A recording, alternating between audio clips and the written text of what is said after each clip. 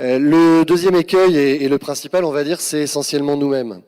C'est-à-dire qu'on a été baigné dans une éducation, des habitudes, et on a développé donc des tendances qui sont parfois naturelles, parfois apprises, au premier rang desquelles, je dirais qu'il y a l'envie, le besoin d'être utile, de servir à quelque chose, et d'être utile, d'être efficace, d'être performant.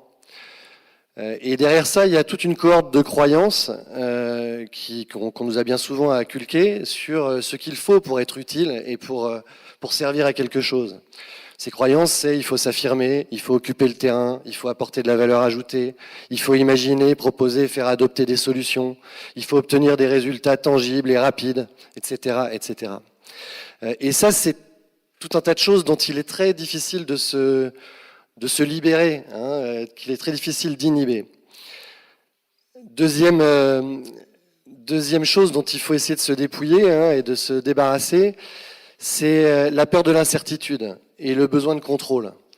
Parce qu'effectivement, on n'a pas de plan de marche, on ne sait jamais quand on démarre une médiation où elle va finir, on ne sait pas qu'on va faire un exercice ceci, un moment de créativité cela, qu'on va aborder tel point, puis tel point, puis tel point. On est dans le vide total et on se laisse porter par la conversation des participants. Donc effectivement, c'est très incertain et ça vient vraiment en collision avec notre besoin permanent de contrôler, de canaliser, d'encadrer, d'orienter. Troisième chose dont il faut se méfier, c'est la peur du silence, la peur du vide et du temps qui passe. Alors, John Peter n'a pas montré de vidéo du silence attentif, mais l'essentiel des images d'une vidéo de médiation, c'est du silence attentif. Et ça, c'est quelque chose qui peut être vécu de manière assez pesante quand on s'initie à la pratique de la médiation transformative. Parce qu'on voit le temps passer, parce qu'on voit les gens qui parlent, on a l'impression que ça n'avance pas forcément, ça va en arrière, ça va en avant, ça tourne autour. Bon, et puis après, j'en parlerai peut-être, mais parfois il y a des miracles, donc c'est bien pour ça qu'on aime cette approche-là.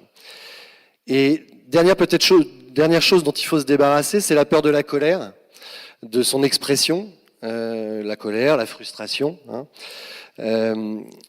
Et parce que, comme l'a dit tout à l'heure Marianne, ça résonne quand les gens expriment très très fortement des émotions qui sont négatives.